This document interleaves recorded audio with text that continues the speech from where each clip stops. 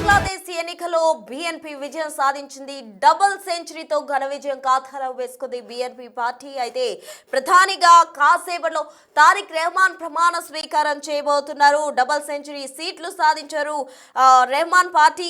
299 స్థానాల్లో పోటీ చేస్తే 208 సీట్లను తన ఖాతాలో వేసుకుంది బీఎన్పీ పార్టీ. ఇవాళ మధ్యాహ్నానికి తుది ఫలితాలు వెలువరించబోతున్నారు. మహమ్మద్ యూనస్ పర్యవేక్షణలో బంగ్లా ఎన్నికలు జరిగాయి. ఢాకా, బోగురా ప్రాంతాల నుంచి పోటీ చేశారు తారిక్ రెహమాన్.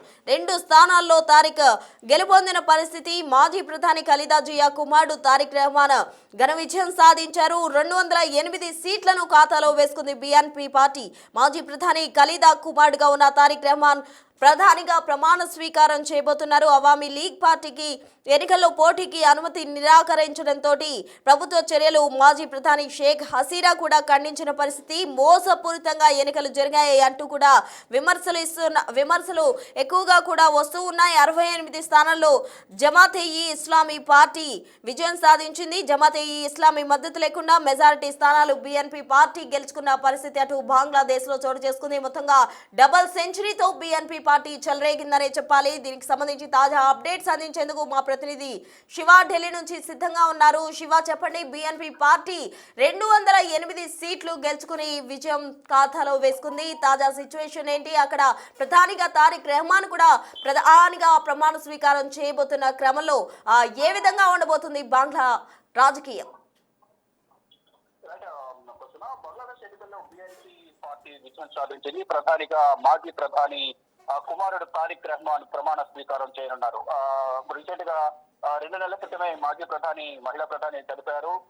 తన తల్లి అంత్యక్రియలు పాల్గొనేందుకు ఇతర దేశాల్లో ఉన్న వ్యక్తి దాదాపు కొన్ని సంవత్సరాల తర్వాత తిరిగి రావడం, తర్వాత అదే సమయంలో ఎన్నికలు వచ్చిన నేపథ్యంలో తన తల్లి కూడా మరణించిన నేపథ్యంలో పార్టీకి నాయకత్వం వహిస్తూ బీఎన్పీ పార్టీని విజయం వైపు నడిపించారు తారిక్ రెహమాన్.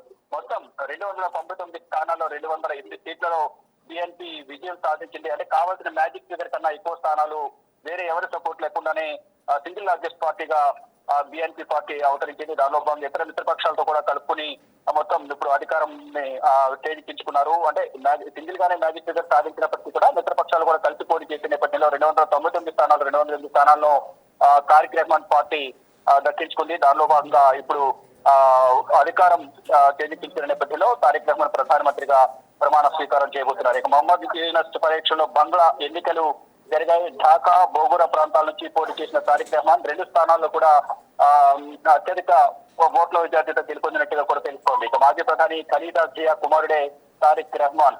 అయితే గెలుపుపై బీఎన్పీ నేతల్లో మాత్రం ఆనందం వ్యక్తం అవుతోంది.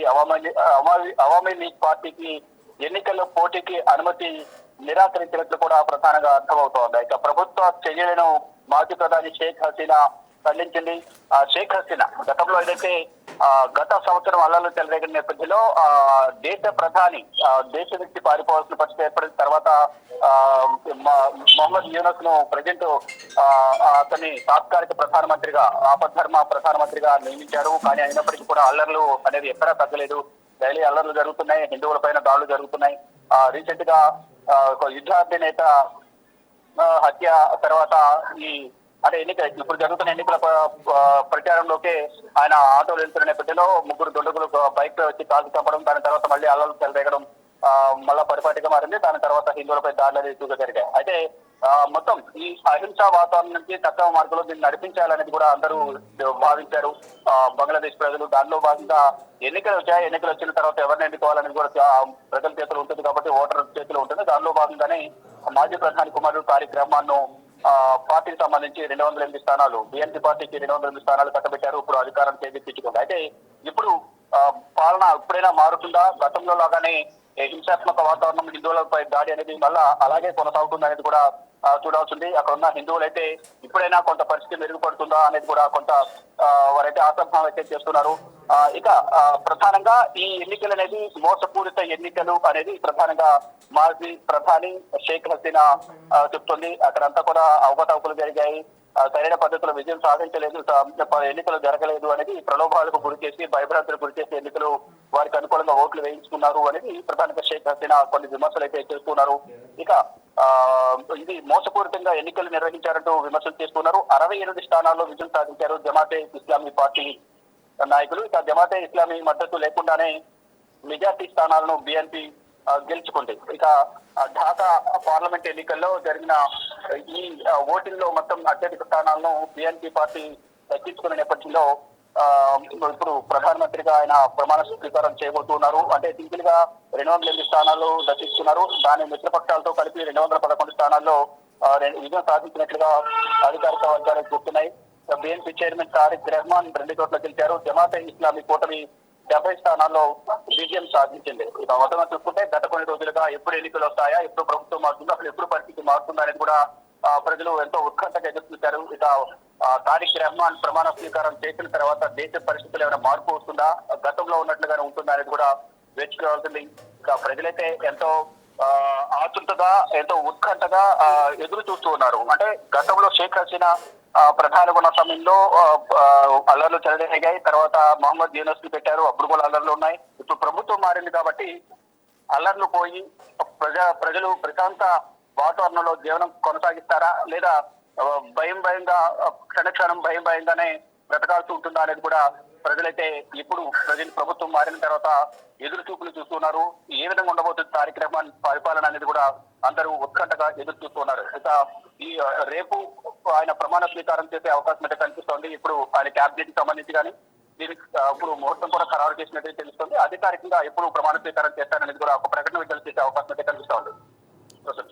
Right Shiva, thank you. మొత్తంగా బంగ్లాదేశ్ ఎన్నికల్లో బిఎన్పి విజయం సాధించడంతో అటు తారిక్ రెహమాన్ అయితే ప్రధానిగా ప్రమాణ స్వీకారం చేయబోతున్నారు. అయితే ఈ ఎన్నికలు అప్రజాస్వామికంగా జరిగాయంటూ కూడా అటు దీనికి సంబంధించి విమర్శలు అయితే ఎక్కువగా జమాతే ఇస్లామీ పార్టీ విమర్శలు సంధిస్తుంది. షేక్ హసీనా ప్రభుత్వంలో ఉన్నప్పుడు అటు ప్రజలు అల్లర్లు చెలరేగిన దాంతో ప్రజలు తీవ్రంగా కూడా ఇబ్బందులు ఎదుర్కొన్నారు. తర్వాత మహమ్మద్ యూనస్ వచ్చిన సమయంలో కూడా ప్రజలు ఇబ్బందులు పడిన పరిస్థితి. అయితే తారిక్ రెహమాన్ ప్రధానిగా ప్రమాణ స్వీకారం చేసిన అనంతరం నుండి దేశంలో పరిస్థితులు మారే అవకాశం ఉందంటూ కూడా అంతా కూడా ఆశాభావం వ్యక్తం చేస్తూ ఉన్నారు. మొత్తంగా డబుల్ సెంచరీ తోటి ఘన విజయం సాధించింది బిఎన్పి పార్టీ, రెహమాన్ పార్టీ.